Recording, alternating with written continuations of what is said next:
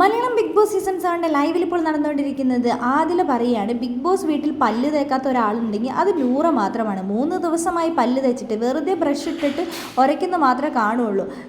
അതിനുശേഷം വേഗം തന്നെ നമ്മളെ പറ്റിച്ചിട്ട് വേഗം തന്നെ പല്ല് തേച്ചു എന്ന് പറഞ്ഞ് ഇറങ്ങി വരും. യൂട്യൂബിൽ വരെ പല്ല് തേക്കില്ല എന്ന് പറഞ്ഞ് വെളിപ്പെടുത്തിയ ആളാണ് ഇൻ്റർവ്യൂവിൻ്റെ ഇടയിൽ. അപ്പോൾ നൂറ പറയുന്നുണ്ട്, അങ്ങനെയൊന്നും അല്ല ഞാൻ പറഞ്ഞത്. അവരെന്നോട് ഇങ്ങോട്ട് ചോദിച്ചു പല്ലൊക്കെ എല്ലാ ദിവസവും തേക്കുമെന്ന്. അപ്പം ഞാൻ പറഞ്ഞത്, ഞാൻ സത്യം പറഞ്ഞില്ല 2-3 ദിവസം കൂടുമ്പോഴേ ഞാൻ തേക്കുള്ളൂ എന്ന്. ശരിക്കും പറഞ്ഞു കഴിഞ്ഞാൽ പല്ല് തേക്കുന്നത് രാവിലെ നമ്മൾ ബ്രേക്ക്ഫാസ്റ്റ് കഴിച്ച് കഴിഞ്ഞിട്ടാണ് പല്ല് തേക്കേണ്ടതെന്നൊക്കെ റെന ഫാത്തിമ പറയുന്നുണ്ട്. അപ്പോൾ അനുമോളും പറയേണ്ട അങ്ങനെയൊക്കെ തേക്കണം എന്നാണ് പറഞ്ഞു കേട്ടിട്ടുള്ളത്.